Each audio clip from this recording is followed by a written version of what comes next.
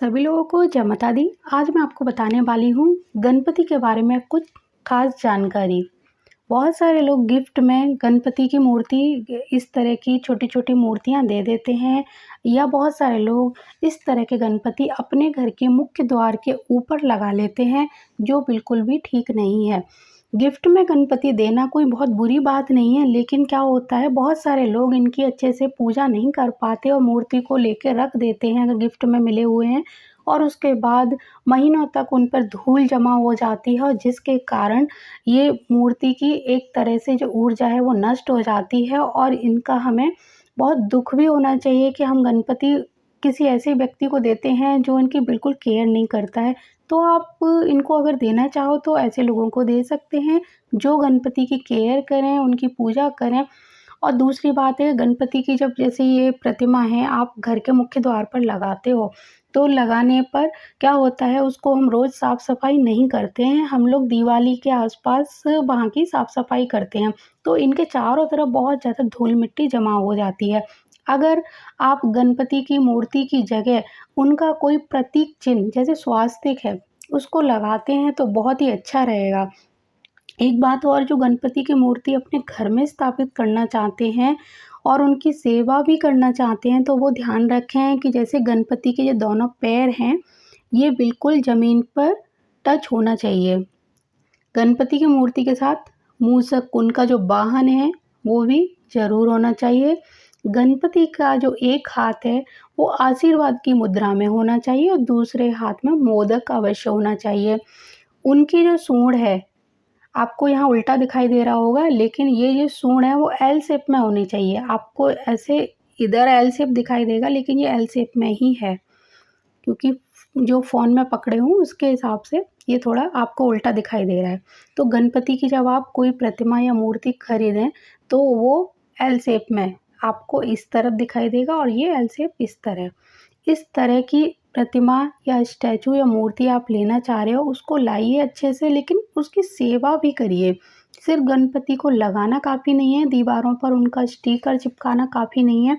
उनकी मूर्ति लाकर और सिर्फ़ रख दी जाए, उनकी पूजा नहीं की जाए, उनकी आरती नहीं की जाए, तो यहाँ से यहाँ तक पूरा धूल-मिट्टी में हो जाएगा। और अगर आप इनकी रोज़ पूजा करोगे, इनकी आरती करोगे, इनको भोग लगाओगे, इनको एक सजीव मानकर इनके साथ वैसा ही व्यवहार करोगे जैसे आप अपने घर में बच्चों के साथ करते हो, अपने पेरेंट्स के साथ करते हो, तो फिर इनकी ब्लेसिंग मिलेगी। इस मूर्ति में ऊर्जा आना शुरू हो जाएगी और इनका जो हाथ है, जो देख रहे हो आप आशीर्वाद मुद्रा में, वो वास्तव में आशीर्वाद देना शुरू कर देगा। तो गणपति को गिफ्ट में अगर आपको देना है तो पूछ कर दीजिए और जिसको देना है उसको भी बोलिए कि आप गणपति की अगर स्टिकर या मूर्ति आपके घर में जो भी है उनकी अच्छे से साफ-सफाई का भी ध्यान रखें। रोज़ नहीं कर सकते हो आप, यहाँ सफाई तो कम से कम 1 दिन सफाई करके ढक दो उसको कपड़े से, फिर 2-3 दिन बाद कर दो अगर आपके पास टाइम नहीं है तो।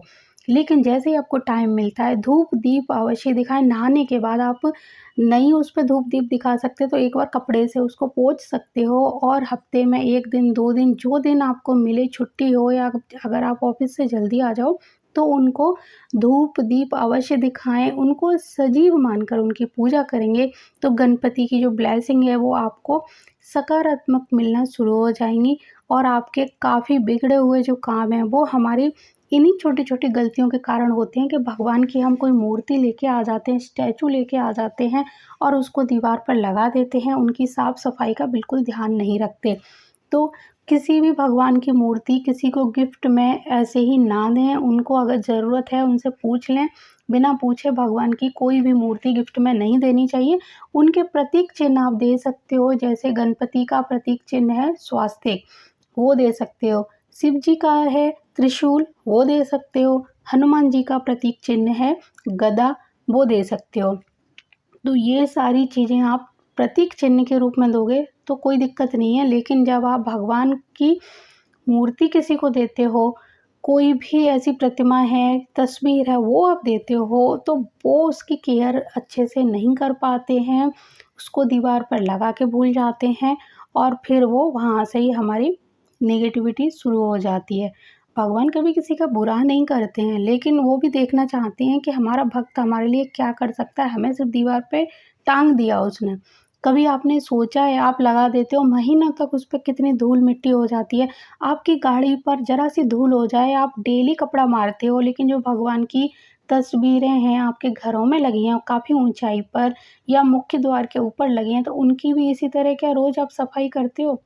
इस बात का प्लीज़ ध्यान रखें और इस चीज़ को अगर आप करना शुरू कर देंगे तो आधा वास्तु दोष जो इन छोटी-छोटी गलतियों के कारण उत्पन्न होता है, वो अपने आप ही स्वतः ही समाप्त हो जाएगा। तो मुझे पूरी उम्मीद है ये जानकारी आपको बहुत पसंद आई होगी और आपको समझ भी आई होगी। फिर किसी अन्य जानकारी के साथ मिलती हूँ किसी और वीडियो में।